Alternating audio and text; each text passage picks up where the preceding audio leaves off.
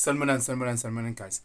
Um, Sincere condolences, sympathies, prayers go out to innocent lives lost in Palestine, innocent lives lost in Israel, um, innocent lives lost in many wars that are being fought all over the world, innocent lives lost here at home, like South Africa.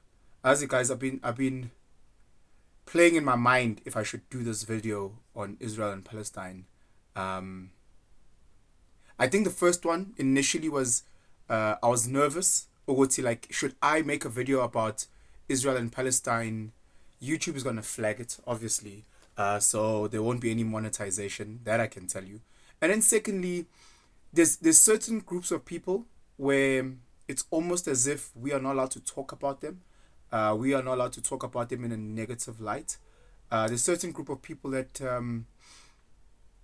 if you say the wrong things about them, you might lose your job, your business, you might get bankrupt, you might, like, so again, there's also those things. And like, long story short, I was like, look, I'm not trying to shit on a specific group, rather I'm trying to spark a form of angazi ngayichaza kanjani, a yearning or desire from you who's watching this video to actually do a bit of research yourself. So I'm not going to try and uh, be pro this or anti that. I'm going to try and be as unbiased as possible.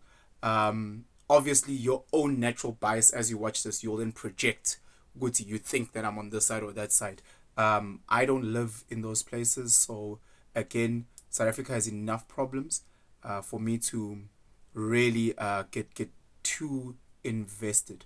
However, I am invested, and I'll explain a little bit later why. So if you watch a lot of these YouTube shows around Israel and Palestine and get a history behind what happens, depending on your religious denomination. So if you are a Jewish person, the way that history will read and be told for you is going to be very different if you are a Muslim, and how history looks like for you. So that area, which is the Israel Palestine area, has a lot of religious significance for not just the Jewish people and the Muslim people, but also for Christians as well. And it's been a land that has been fought over for yo. And the crazy thing is, if you look at the political landscape, of that entire area and how who has sided with Israel versus who has sided, it actually has you thinking about a lot of different things and how the world moves. What is incredibly scary for me is how the media, if you watch the media, they will always push a certain narrative over another one. A perfect example is Ukraine Russia.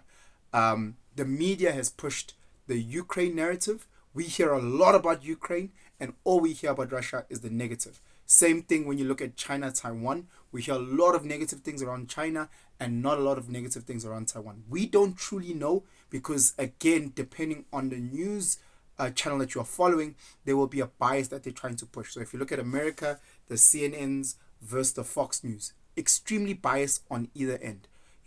So for those that don't know, the political party, as the West called them, the terrorist party of Palestine, called Hamas, on Saturday, I can't remember the date, this past Saturday, I think it was the 7th, if I'm not mistaken, they then shot missiles into Israel. They breached the wall, and they went into Israel, and they took hostages and they killed a lot of people. Condolences again to all the innocent who were killed, people who were kidnapped. We pray and hope that you return home safely and you are released safely. And those who did this heinous crime to go and get neutralized. We can't have human beings like that on this planet. The reason why I say political party is because, again, if we look at the South African landscape, we used to have the Mkhonto weSizwe, part of the ANC. So the ANC was this, or is this political party, and pre-1994 they had a military wing called Mkhonto weSizwe. And my understanding is Hamas is very much similar. where they have their political party, which has a majority vote within Palestine, or rather in the Gaza Strip. So again, please do a little bit of research, understand the difference between the Gaza Strip, the West Bank. It's very detailed. It's very island. So I believe they also have a military arm to them, which is aggressively anti-Israel, aggressively pro-Palestine, and that's the group then that caused these acts. They are named terrorist group, much like the ANC was named a terrorist group before. In the 80s, in the 60s, in the 70s, they were named a terrorist group. That's debate for a different day. People voted them in, so if they voted them in a democratic election, I will call them a political party. With that being said, you need to understand just a little bit about the history. So, Palestine has a little area within that whole geographic location. Palestine has been cornered off, or rather West Bank. And what Israel has done is that they've built this 10-meter long wall around them, around the land area, and they've put machine guns all around the walls. So essentially what it has done is that it does not allow Palestinians to freely leave, the Gaza Strip. They've also got around there in the Mediterranean Sea, if I'm not mistaken, they have military. So it's not like the Palestinians can swim out and find themselves. So the Palestinians have called that a concentration camp. They've called that a prison. They feel like what the government of Israel has done is that it's fenced them off. So imagine if we would put a 10-meter high wall around Randburg, and anyone who then wants to leave gets shot if they don't have the necessary documentation, and they get killed. So again, the Palestinians are calling it a prison, and Hamas is now guns ho on making sure they get their freedom. So again, it's very nuanced, because the fight initially was about land, it's about the political alignment, it's about this, it's about that. My thing is, again, going back to the media side, what are we being sold? Because I've sat over hours and hours and hours and hours watching the history, what is transpiring, and even with making this video, I'm trying to do gymnastics, verbal gymnastics, and not to try and sound too biased on one side and seem as if I'm negative to the other side. So, with over 1,000 deaths, as we've been told by the media in Israel, and over 900 deaths in Palestine, we also need to be very clear. The Hamas, bad. They killed innocent people in Israel. But Palestine doesn't necessarily mean now we must all die. Think about it like this. Again, let's say the ANC or the Mkhonto weSizwe, the military wing of the ANC, does something to Namibians. Guys, it doesn't mean that all of us South Africans are now pro what they did. We can also isolate and say those people are bad. And now what is being painful is that the Israel government has now cornered off again and ensured there's no electricity, there's no water, there's no medical thing going into Palestine, or rather going into the Gaza Strip, which has then obviously broken international law, because you can't do that, because there's innocent women, there's children, there's innocent people, that now don't have electricity, fresh water, medical supplies, all because of one terrorist group and how they have operated. But the media isn't reporting it like that. The media is it's crazy. I want to say so much, but I'm also very cognizant of I can't just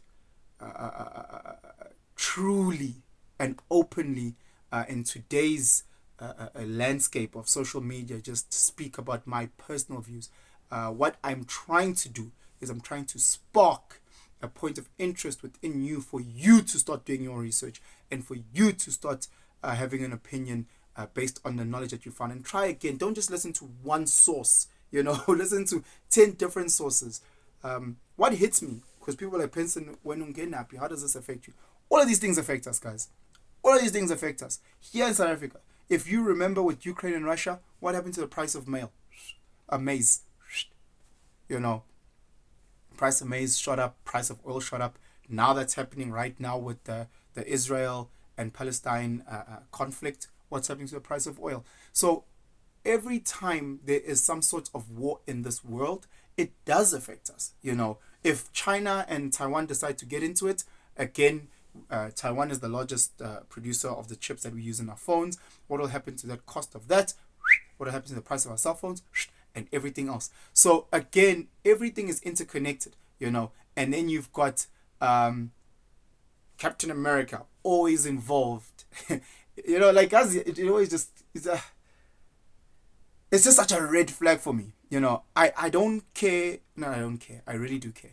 When I see two countries fighting, so let's say country A and country B are fighting and they're at war, which is bad. It just always sucks when America comes in and then sides with one country. Because I instantly think Guti, the country that America is siding with is the bad country. Instantly. I don't know. Like the disgustingness that country has done in the world, and I can say that the disgustingness that America has done throughout the world has been second to none. You know, so whenever I see your America, your UK's, your Australia's siding with the specific country A or country whatever, I just go, Ganti, you know, because I know Guti, these guys are there for economic reasons. I know they're trying to do something where they can empower themselves. Yeah, sharp, we can say Guti, they're looking after their own, but are they really? If you look at the the homelessness that's happening in America, the drug problems, the killings, are they really looking after their own, or is just individuals trying to fatten their own pockets? Again, it is so painful to see people dying on the streets on both sides, with the Israel or with the Palestine. It is horrible. Again, all the evil terrorists that have started this shit, that are carrying on, I wish they get neutralized. We don't need people like that. I'm not pro-terrorism. I'm not pro-killing of innocent people, you know. However, we need to be fair in the sense that, yes, they've done these disgusting things. Let's get rid of them 100%. We all on board on that. Nah? We all on board on that. But again, let's also say, why are you closing off water, medicine, electricity for over 2 million people? Like, fam, like, there's grannies there, there's sick people there, there's not everybody there is a terrorist, you know, yet now everybody has to die.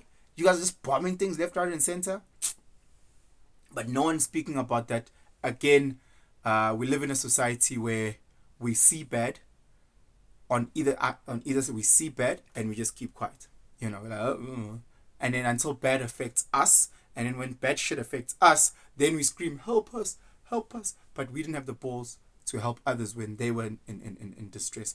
We didn't have the courage to talk up when we saw things were wrong. We all just ran into our little silos and kept quiet until it happens to us. And here's the shit thing. It will happen to us. And by the time we start screaming, people are like, oh, you weren't there to help us. So, again, this rant, I don't want to talk too much because now I'm constantly thinking about my next thoughts, because I don't want to say something that might get me into trouble.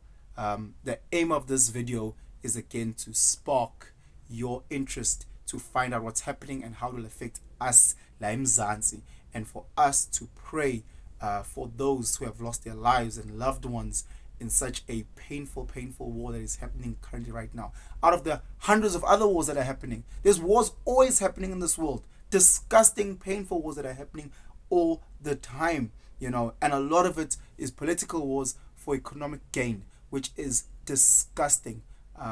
But anyway, guys, do your research, the history behind Palestine and Israel, understanding the Gaza Strip, understanding West Bank, understanding how Iran has a role to play, Egypt has a role to play, Saudi Arabia, all the countries, Arabic countries around there, understanding why America and Israel are so close, understanding the European influence on Israel, etc., and how that again will affect you who's watching this video, wherever you may be watching it from.